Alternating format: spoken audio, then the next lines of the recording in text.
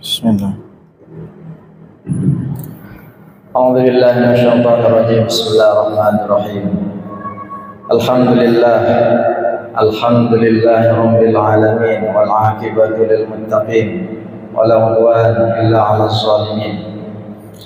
Asyhadu an la ilaha illallah wahdahu la syarika lah wa asyhadu anna Muhammadan abduhu wa rasuluh la nabiyya wa la rasula ba'dah. Allahumma salli wa sallim ala sayyidina Muhammadin sallallahu alaihi wasallam salatan tunjina biha min jami'il ahwali wal afat wa taqdilana biha jami'al hajat wa tutahhiruna biha min jami'is sayyi'at wa tarfa'una biha indaka 'ala darajat wa tuballighuna biha aqsal ghayat min jami'il khairat fil hayati wa ba'dal mamat. Amma ba'du, farabbi shrah li sadri wa yassir li amri wahlul 'uqdatam min lisani yafqahu qawli. Qalu subhanaka la ilma lana illa ma 'allamtana innaka antal alimul hakim. Hadirin hadirat jamaah rahimakumullah. Assalamualaikum warahmatullahi wabarakatuh. Bismillahirrahmanirrahim. Nawaitul i'tikaf sunnatan lillahi ta'ala. Alhamdulillah, kita bersyukur kehadirat Allah Subhanahu wa taala dengan ucapan alhamdulillahirabbil alamin. Ungkapan ini sudah sangat pas, sangat bisa mewakili dan mencukupi rasa syukur kita kepada Allah Subhanahu wa taala. Ketika kita mengatakan alhamdulillahirabbil alamin, pada saat itu kita mengakui bahwasanya penguasa alam semesta ini adalah Allah Subhanahu wa taala. Suatu ketika Nabi Sulaiman ingin nyumbang, ingin dapat jatah kebaikan di hadapan Allah, berusaha mengambil perannya Allah dalam satu hari. Ya Allah, saya ini Engkau karuniakan kekayaan yang tidak Engkau berikan kepada makhlukmu yang lain. Maka saya ingin Engkau, tanda kutip begitu, istirahat saja sehari, saya yang ngasih makan makhluk-makhlukmu. Maka disuruhlah bala tentaranya, pasukannya untuk mengumpulkan makanan di hamparan padang pasir. Disangkanya makanan itu akan cukup untuk seluruh makhluk yang ada saat itu.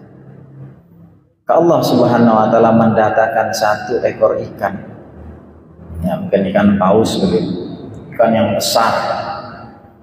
Dilahaplah semua makanan yang sudah dikumpulkan berhari-hari itu. Yang disangka oleh Nabi Sulaiman cukup untuk makhluk-makhluk sekitarnya yang lain, ternyata untuk satu ekor ikan saja habis. Nabi Sulaiman istighfar, Nabi Sulaiman mohon ampun, Nabi Sulaiman malu di hadapan Allah. Ternyata apa yang ada di sisi saya, harta yang Allah titipkan ini tidak mampu walau hanya untuk seekor ikan. Karena ikan itu masih nanya lagi, ada lagi enggak? Gitu. Dari situ Nabi Sulaiman paham betapa Allah itu maha kaya. Kita yang hadir di sini katakanlah mungkin 100 orang. Dari tadi pagi, siang, ya, mungkin nanti malam makan lagi. Itu dijamin rezekinya sama Allah. Belum orang yang di luar masjid, belum keluarga-keluarga kita, di luar Tanjung, di luar Lombok Utara. Kaya Allah mencukupi semua makhluknya dengan kecukupan-kecukupan. Tapi usi nafsi wa iyyakum, keserakahanlah yang membuat kita itu tidak merasa puas, tidak merasa cukup. Maka Allah maghnina bihalalik an haramik, bi ta'atika an ma'siyatik, bi fadlika amman siwak. Itu adalah doa yang biasa kita baca di hari Jumat sore.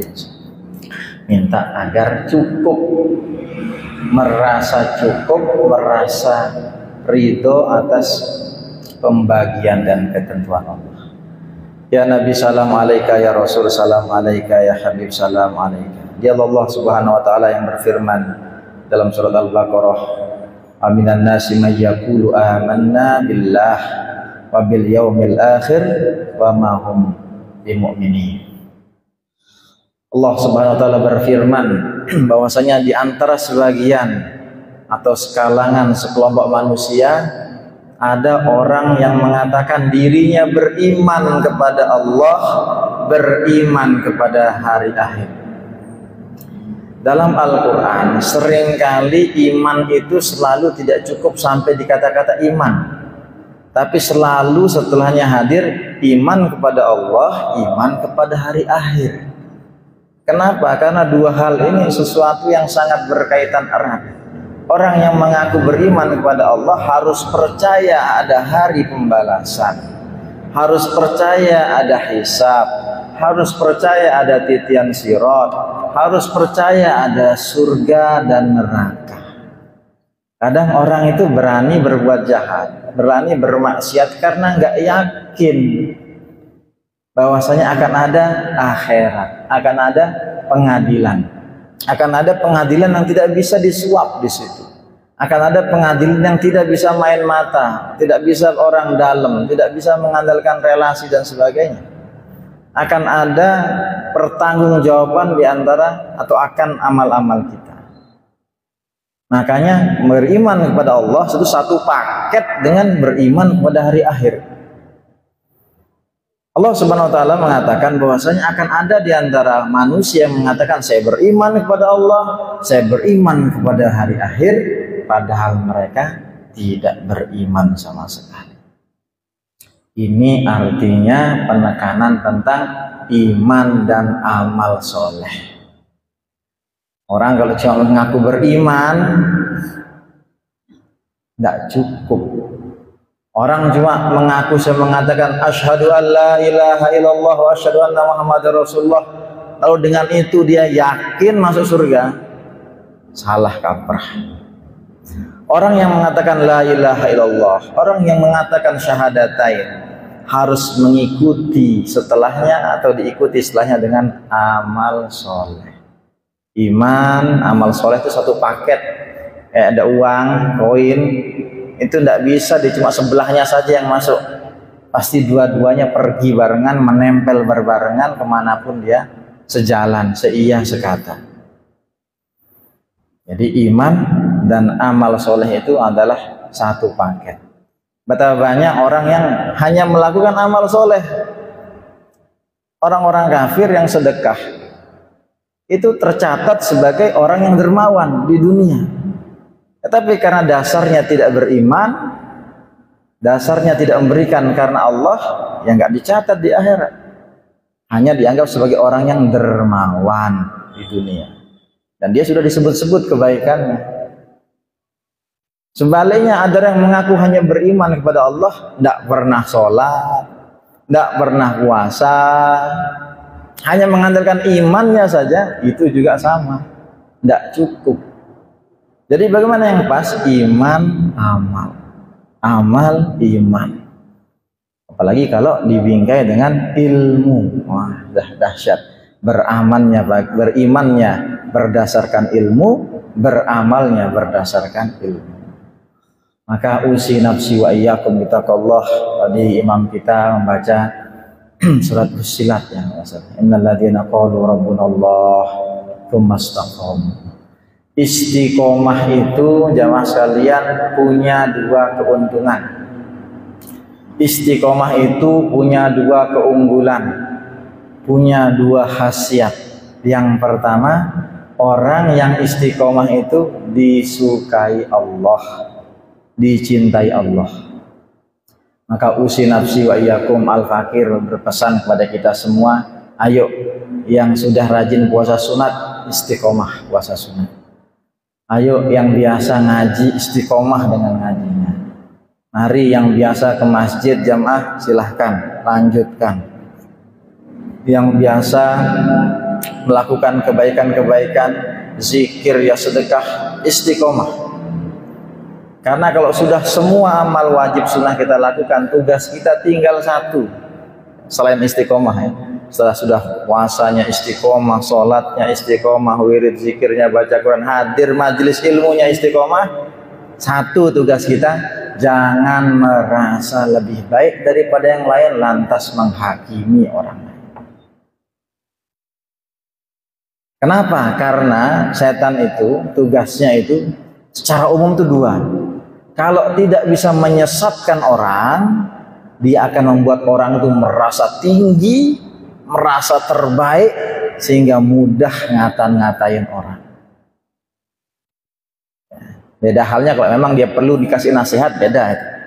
Tapi kalau orang sudah baik pun diomongin, dia sudah masuk perangkapnya setan. Setan itu dua tugas. Kalau tidak bisa membuat orang itu tersesat, ya jadikan orang merasa paling baik, dan ini bahaya. Ini keuntungan, dua keuntungan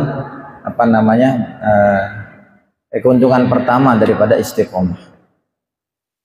Yang kedua, keuntungan daripada istiqomah itu adalah lahu ajrun ghairu mamnun. Ajrun ghairu mamnun itu artinya mendapat pahala berterusan walaupun kadang dia punya uzur. Rasulullah Muhammad SAW mengatakan, idza marida abdu aw safar. Kalau seorang hamba itu sakit atau dalam perjalanan, kutiba lahu mithlu ma kana ya'mal, maka baginya akan tercatat amal sebagaimana dia biasanya dia lakukan ketika tidak sakit, ketika tidak safar atau berpergian. Muqiman shahihan, sebagaimana dia ketika lagi menetap, tidak ada uzur, ketika dia sehat.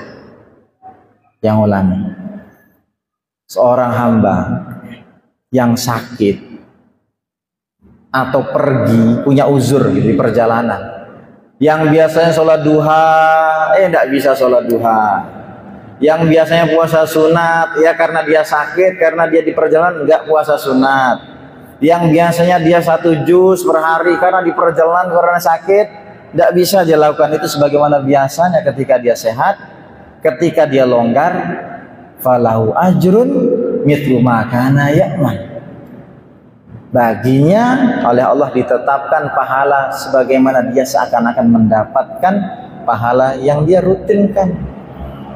Istiqomah itu bahasanya mulazamah, bahasa lainnya tuh mudawamah, istiqomah itu sama itu.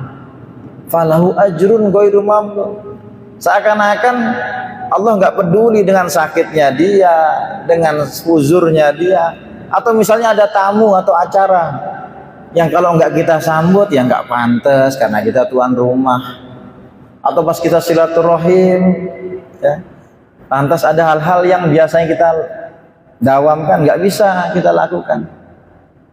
Yakinlah dengan hadis Rasulullah Muhammad SAW ini, falahu ajrun mithlu ma kana ya'mal, baginya Allah tetapkan pahala sebagaimana dia sudah istiqomah. Tapi syaratnya sudah istiqomah.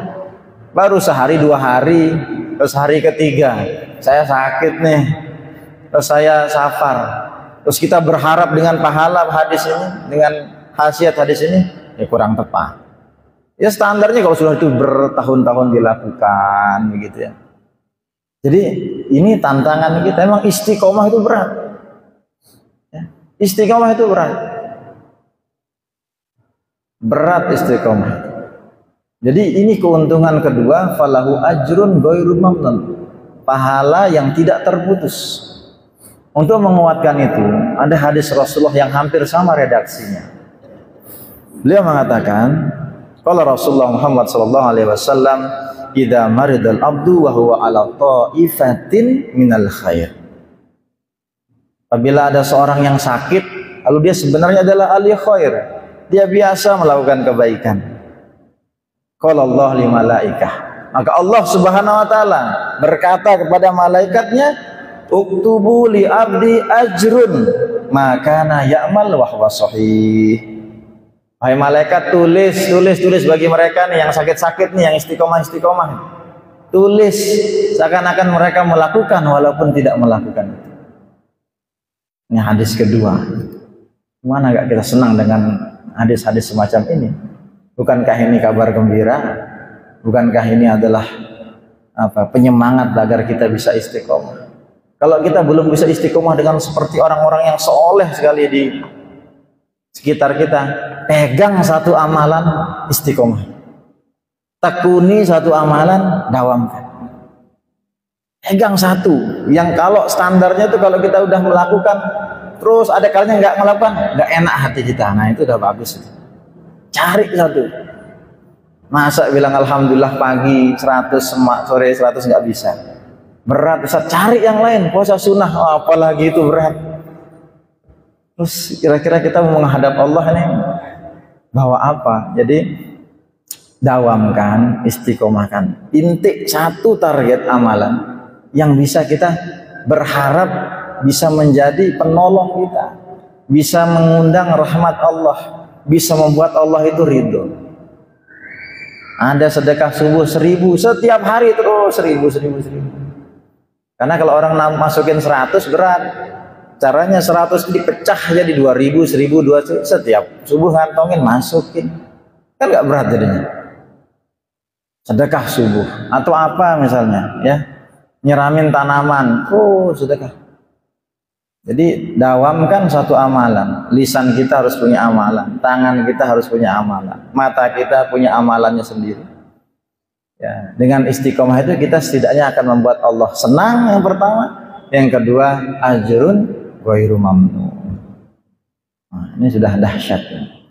Maka istiqomah itu termasuk kaitannya dengan berdoa. Kalau kita di perkuliahan, saya dulu belajar filsafat, banyak belajar filsafat dan beberapa baca buku-buku. Di perdebatan atau diskusi terkait filsafat itu, kalau nggak kuat akidah kita, bisa keok ya. Mereka bilang begini nih, ngapain berdoa? Takdir sudah ditentukan. Ayo, ada yang berani jawab? Ngapain berdoa? Takdir sudah ditentukan. Nggak usah berubah, nggak bisa berubah. Ngapain berdoa? Kalau kita nggak pinter-pinter, nggak bertanya kepada yang lebih tahu, tersesat dan menyesatkan. Pertanyaan-pertanyaan macam itu menyesatkan, sesat dan menyesatkan. Kepikiran akhirnya, iya ya, ngapain juga saya berdoa kalau seandainya sudah ditentukan takdir? Ngapain saya ini nanti merembet ke yang lain? Ngapain saya sholat kalau saya ternyata tercatat ahli neraka? Na'udzubillah. Ngapain saya sedekah kalau saya begini? Ngapain saya? Akhirnya jadilah yang terjadi. Bahaya ini pertanyaan-pertanyaan. Maka pada kesempatan yang cicil sedikit demi sedikit jawaban untuk yang begini-begini. Kenapa kira-kira kita berdoa? Nah, dalam sudut pandang agama, syariat, satu, karena emang Allah memerintahkan kita berdoa. Itu satu. Tapi kalau jawab ke mereka nggak mempan nih, tenang dulu. Kita jawab pakai syariat dulu yang dasarnya. Ud'uni astajib lakum. Ya, banyak firman-firman Allah terkait doa itu, kita diminta untuk berdoa. Karena perintah, karena kita hamba, karena kita tahu diri. Sebagai hamba, status kita lemah, status kita butuh, minta sama yang maha kuasa, yang maha punya, yang maha memiliki, Allah. Sekarang jawaban filsafatnya. Saya berdoa itu karena saya nggak tahu takdir saya. Gituin mereka. Kenapa berdoa sedangkan sudah ditutupkan takdir? Saya berdoa karena saya nggak tahu takdir saya. Saya nggak tahu besok itu 5 menit lagi itu terjadi apa, ada apa. Saya nggak tahu tuh, jangan 5 menit, sedetik ke depannya saya nggak tahu. Karena ketidaktahuan saya akan masa depan, ketidaktahuan saya akan takdir saya berdoa. Jadi kalau digitu kan mereka tuh mikir juga, diem. Oh iya. Kalau pakai dalil Allah Subhanahu wa taala berfirman, orang-orang ateis itu digitukan makin melonjak. Jadi kita itu harus melihat cara berpikir mereka, dan mereka berdiri dalam sebuah fondasi yang sangat rapuh. Rapuh itu artinya ya mudah dirobohkan. Saya sering kasih ilustrasi. Alam semesta ini terjadi dengan sendirinya. Kok bisa? Ini loh, kursi, meja ini aja kalau nggak diangkat tadi nggak ada di sini nih. Bagaimana mungkin alam semesta yang begitu tertata, teratur, indah, ya, bisa ada dengan sendirinya. Ini ada yang buat, ada yang ngangkat, ada yang naruh. Jadi insya Allah ya, cara menjawab pertanyaan-pertanyaan filsafat yang kadang menggelitik bagi sebagian orang, tapi membahayakan dan mengancam bagi sebagian lainnya, itu harus dipatahkan. Oleh siapa? Yang paham. Kalau yang nggak paham, ya diam saja, ketawain aja, senyumin aja. Mau ulang dulu. Okay. Saudara bapak meninggal. Innalillah. Nggih. Nggih, silakan. Perhatian, semeton dia. Innalillah. Katuan bidina. Silakan. Saibi. Innalillah. Innalillah wa sallallahu. Ya, innalillah wa inna ilaihi rajiun. Ya. Semoga almarhum husnul khatimah ya. Allahumma amin.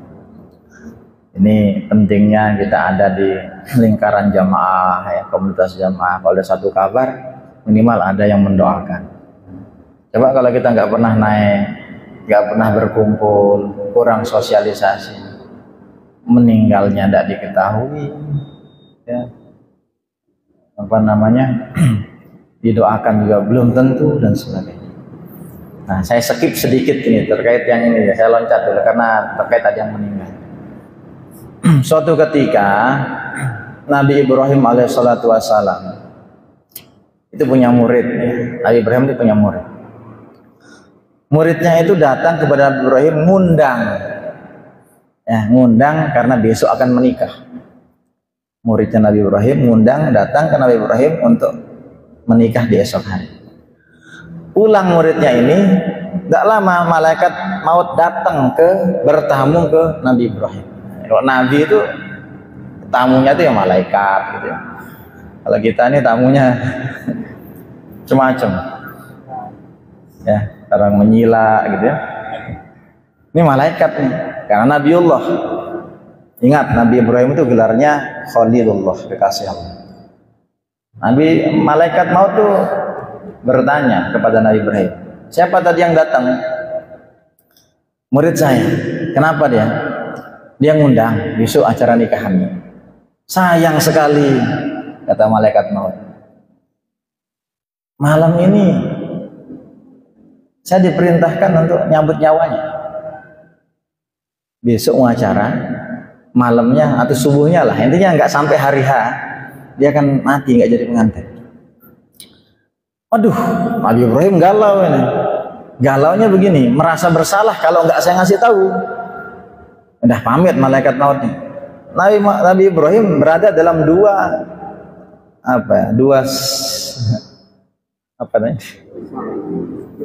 persimpangan jalan. Satu, dia murid saya, harus saya kasih tahu. Saya kasih tahu udah malam aja nikahnya, biar dia minimal ngerasain aja jadi pengantin. Percepat dah, minimal dia jadi pengantin baru ninggal, masih mending karena dia harus ngerasakan. Atau yang kedua, duh, ini rahasia Allah nih. Mati itu rahasia Allah. Kalau saya ngasih tahu, saya menyalahi takdir Allah. Hujan ya. Saya bilang tadi apa? 5 menit ke depan kita nggak tahu. Gimana kita nggak berdoa coba? Pokoknya insya Allah la haula wala quwwata illa billah. Jadi Allah tuh pengen ngasih kita contoh-contoh real ya. Saya bilang tadi begini, ada yang meninggal. Ayo, ntar 5 menit lagi, kita nggak pernah tahu 5 menit itu apa yang terjadi. Ada yang meninggal, 5 menit lagi hujan, nggak pernah tahu. Dan bapak-bapak saya yakin banyak nggak bawa payung kan. Itulah makanya, gimana mau kita gaya bilang nggak usah berdoa, payung aja kita nggak bawa. Jadi emang kita nih nggak usah sotoy, nggak usah sok tahu dengan kehidupan. Jadi perintah berdoa gitu. Ya. Orang-orang ateis yang filsafat yang sesat, yang ada filsafat yang lurus ada. Ustaz Ahmad Faiz itu cari di YouTube tuh, bagus. Bahruddin Faiz bagus itu. Itu filsafatnya pendekatannya Islam. Beliau bagus bagus itu. Kalau yang lain-lain tuh doa yang dulu aja belum dijawab, ngapain doa? Dibuat kita nih putus asa gitu. Saya lanjutkan yang Nabi Ibrahim tadi. Waduh, ini kalau saya kasih tahu salah saya. Akhirnya Nabi Ibrahim berpasrah, ya Allah, tawakkaltu alaika ya Allah. Dia hambamu, terserah dia milikmu. Pagi harinya terlaksana pernikahan itu. Terlaksana. Nabi Ibrahim mulai ragu nih. Kayaknya malaikat Israel lolosan nih. Kayaknya malaikat Israel salah alamat nih, ke Lembang atau katanya sebelum dia nikah mau dicabut nyawa. Ini kok bisa sampai mengadakan akad pernikahan? Nggak usah tanya saya siapa KUA-nya ya. Karena riwayatnya cuma menyatakan terjadi pernikahan itu. Ditunggu, kayaknya besok nih. Masih hidup juga nih sahabatnya, muridnya itu. Seminggu, setahun, sampai 70 tahun baru meninggal. Dari hari H yang akan dikatakan dicabut 70 tahun. Jadi Nabi Ibrahim usianya lebih tua daripada muridnya. Dia lebih tua, ini muridnya, sampai ketika ada 70 tahun kemudian muridnya meninggal duluan. Bertanyalah Nabi Ibrahim kepada malaikat Israel, "Wahai Israel, dulu katanya mau nyabut murid saya baru sempat nanya sekarang ya, karena dia baru meninggal. Kenapa?" Iya, sebenarnya saya malam itu mau nyambut, tapi di malam itu dia menyedekahkan sebagian hartanya. Allah Subhanahu wa taala menahan ajalnya tiba dengan diperpanjang sampai 70 tahun. Allahu a'lam. Allah Maha bisa.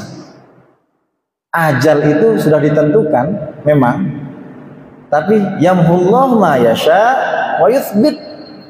Allah itu bisa menghapus catatan sekehendaknya atau menetapkannya.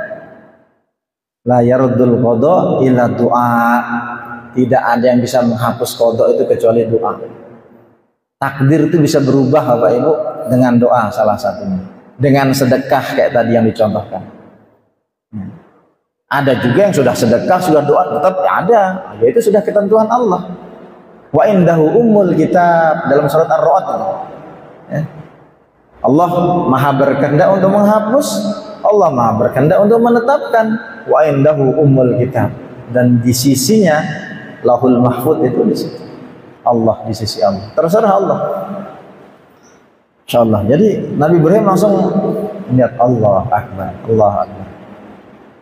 Dahsyat sekali ini, ya, bagaimana takdir itu dibolak-balik sama pemiliknya. Kalau mau dibilang umur orang itu ditentukan, iya, tapi bisa diperpanjang secara tambahan kualitasnya dari 40 ke 60, atau ditetapkan 40 tapi bobot kualitasnya berbeda. Ada orang yang usia 40 meninggal, tapi alhamdulillah dia sudah melakukan ini itu, ada jariahnya, ada peninggalannya, ada karyanya. Ada yang bahkan meninggal usia 27 tahun, tapi manfaatnya selama dia hidup berasa sehingga sedih orang. Ada yang naudzubillah dikasih umur panjang, sudah kembalikan. Maka kualitas hidup orang itu bisa menambah bobot umurnya atau angkanya juga yang diperpanjang. Itu terserah Allah. Ya. Jadi kita kalau masalah takdir, udah itu kita nggak tahu. Karena nggak tahu kita berdoa. Gitu. Saya kalau tahu takdir saya mungkin saya nggak berdoa. Tapi karena kita nggak tahu, kita ini bodoh, kita berdoa. Kita berusaha, kita berdoa, itu bagian daripada kenapa kita terus melakukan itu. Karena tidak tahu masa depan, tidak tahu. Kita ngunci motor kita karena kita nggak tahu kalau kita biarkan diambil orang. Itu ikhtiar tuh. Ya. Jangan dianggap orang ngunci motor tuh suzon ya sama jamaah lain, enggak, ikhtiar untuk tidak hilang. Mungkin bukan jamaah ini yang ngambil, mungkin jamaah yang lain. Saya ingat sekali, saya paling senang menyampaikan ini. Pak Yusuf Kalla itu orang hebat, negarawan hebat itu. Yusuf Kalla itu wakil presiden 2 kali eranya Pak SBY, eranya Pak Jokowi. Terus sampai sekarang jadi Dewan Pembina DMI, Dewan Masjid Indonesia. Pernah coba dipermalukan sama orang-orang Nasrani. Pak, mayoritas bangsa ini nih beragama Islam. Tapi sering kejadian kalau ke masjid itu sandal hilang. Sandal hilang, sepatu hilang. Padahal lagi di rumah Allah, di rumah Tuhan, sedang menghadap Allah. Sandalnya kok hilang. Yusuf Kalanya orang cerdas Yusuf Kala. Ya masih mending sandalnya yang hilang kata. Kalau jamaah kalian di gereja-gereja bukan sandal, gimana? Karena kalian pakai sepatu, pakai sandal masuk gereja. Gak mungkin sandalnya hilang karena kalian pakai. Kami masuk masjid, sandal kami di luar, sepatu kami di luar, wajar hilang. Kalian bukan sandal, bukan sepatu, mobil kalian yang hilang, motornya yang bisa jadi hilang. Oh itu Yusuf kalah, ya, itu dahsyat ya. Jawaban-jawaban jadi menggelitik biar tidak usah pakai dalil ya. Kalau ada yang mencoba ya, merendahkan, mempermalukan umat Islam ya, kasihlah Pak jagoan-jagoan ini untuk jawab. Jadi orang-orang Kristen itu bisa jadi bukan sandalnya karena mereka pakai kan, motornya tapi yang diparkir itu hilang bisa jadi. Kita kembali bagaimana Allah Subhanahu Wa Taala sangat menghargai, mencintai orang-orang yang istiqomah. Maka Bapak Ibu, ayo kita termasuk pengajian-pengajian ya, alhamdulillah. Tidak hanya pengajian di masjid ini, di mana nanti cari di Karangbujil ada di hari lain. Kalau bisa buat list lah ya, seminggu itu ya kalau bisa 3-4 kali saya nih pengajian di mana gitu, keliling. Di Masjid Agung ini dia sudah malam Sabtu ya, terus malam Selasa, jadi di Kalijaga ada, di mana ada, keliling aja sesempatnya. Tapi jangan sampai meninggalkan kewajiban. Kalau ada yang sakit di rumah ya itu ibadah kita juga ya. Tapi kalau emang lagi senggang, lagi longgar, memungkinkan agar begini, agar banyak yang bersaksi tentang ya ikhtiar kita menjadi orang yang soleh. Banyak yang menyaksikan, yang melihat barang-barang yang kita gunakan, motor yang kita kendarai. Itu akan, yakinlah itu akan menjadi saksi-saksi nanti. Jadi Masya Allah, tabarakallah, nah, itu yang bisa kami sampaikan, dua hal yang menjadikan kita tentu harus semakin istiqomah. Satu, karena Allah memang suka orang yang istiqomah. Yang kedua, falahu ajrun ghairu mamnun ya. Istiqomahi ketika kita berhalangan, ada uzur, sakitkah, berpergiankah, nyambut tamukah, sehingga kita tidak bisa melakukan, dalam hati istighfar, ya Allah, mohon maaf, ampun ya Allah, saya biasanya ini melakukan ini jam segini nih, tapi karena saya sedang uzur, saya nggak bisa. Nah, hadirkan kata-kata itu dalam hati kita. Allah Maha mendengar, Allah Maha tahu. Allah Subhanahu Wa Taala dalam hadis Nabi akan mengatakan kepada malaikat, uktubu li abdi, ya, catat, tuliskan sebagaimana dia biasa lakukan di hari-hari ini, di jam-jam ini, dengan syarat istiqomah. Istiqomah itu berat karena berat harus berjamaah, karena berat harus saling mengingatkan. Ada orang yang bisa istiqomah sendirian, ada, tapi berat kalau istiqomah sendirian. Harus punya teman, punya gandengan. Ke majelis ilmu kalau nggak bisa sendiri, ayo ajak teman, siapa berangkat dari rumah sama-sama. Ketika nanti Ramadan mau itikaf, sendiri berat, ajak temannya, biar ada teman yang saling menguatkan, saling mengingatkan. Kurang lebihnya mohon maaf, yang baik dan benar Allah dan Rasulnya, hilaf salah dari yang menyampaikan. Subhanallah bihamdihi, subhanakallahumma bihamdika, nasyhadu an la ilaha illa anta, astaghfiruka wa natubu ilaik. Assalamualaikum warahmatullahi wabarakatuh.